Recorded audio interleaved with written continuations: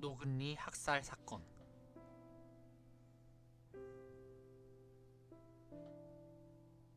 미군의 참전, 오산 전투. 북한이 남침하자 미국은 이례적으로 재빨리 참전할 수 있었다. 그 이유는 트루먼 대통령의 꼼수가 있었기 때문이다. 의회에 물어보면 또 괜한 트집 잡으면서 시간이나 축내겠고, 그래서 트루먼은 의회의 전쟁 참전 승인 없이 유엔 결의를 통해 미국의 참전을 결정해버린 것이다. 당시 유엔은 미국의 이익을 대변하는 관변단체와도 같았으니, 그리하여 7월 1일 미국의 한개 연대가 부산에 상륙하게 된다. 한국 전쟁이 발발한 지 불과 6일 만의 일이었다. 그리고 한개 대대를 특수임무부대로 지정했다.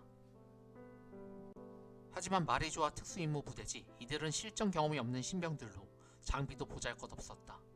걱정 말라고, 북한군은 미군이 왔다는 소리만 들어도 오줌을 지리고 도망칠 테니. 대대장 스미스 중령의 이름을 따서 스미스 부대로 알려진 이들은 북한군에 겁을 주기 위해 서둘러 경기도 오산으로 보내졌다. 하지만 오산이었다. 그래서 지명이 오산인 건가?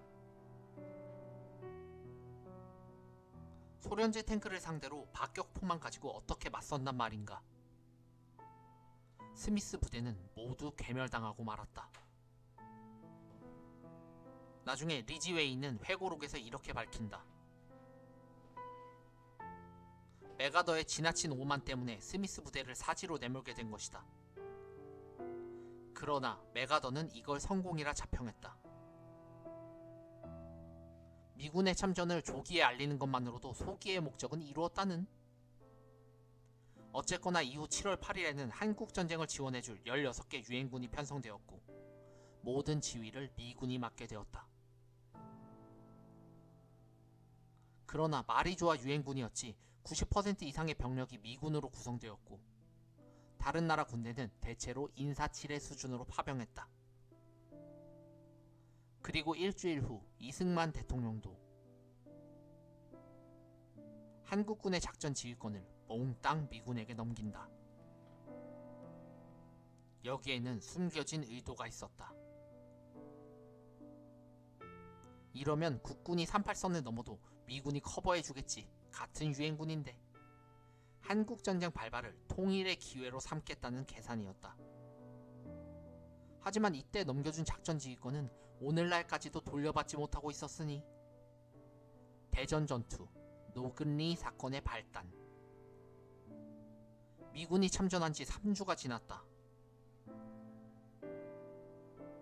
하지만 미군의 전력은 여전히 제대로 갖춰지지 못하고 있었다. 그러던 7월 20일 아침, 대전시는 인민군의 공세로 방어선이 끊임없이 위축되고 있었고, 그때 농부 복장의 수백 명의 인민군들이 시가지로 몰래 침투해 들어왔다. 헐렁한 전통 한복을 입고 옷에 총을 감춘 채 피난민 사이에 섞여 들어온 것이다. 미군은 전혀 의심하지 않았다. 그런데 시가지로 들어서자 인민군들은 일제히 농민의 옷을 벗어던지고 난데없이 미군에게 총격을 가하는 것이 아닌가. 그리고 얼마 지나지 않아 도처에서 인민군의 저격병들이 깔리게 된다. 큰일이다! 놀란 미군 장교들은 병력을 추가해 급하게 대응했지만 성과는 미미했다. 오히려 시간이 갈수록 미군은 역부족임을 깨달았으니, 이미 사단 병력 중 30%가 전사하거나 포로가 된 것이다. 어서 대전에서 철수하자. 절망한 사단장 딘 소장은 지프를 타고 서둘러 도망쳤고, 지프는 불타는 군용 트럭들 사이를 요란한 소리를 내며 내달렸다. 하지만 운전병이 교차로 부근에서 엉뚱한 방향으로 핸들을 꺾고 말아서, 헐, 이 길이 아니잖아. 딘 소장은 차에서 내려 부랴부랴 산속으로 달아나야 했다. 그리고 이후 36일 동안 길을 헤매다가 한 주민에게 신고되어 인민군의 포로가 되고 만다. 당시 행색이 너무 초라해서 인민군들도 한동안 딘 소장이 장교인 줄 몰랐다는. 상황이 이러했으니 당시 미군들이 느꼈을 공포심은 실로 대단했다. 게다가 대전이 뚫리자 북한군의 진격은 그야말로 파죽지세였다.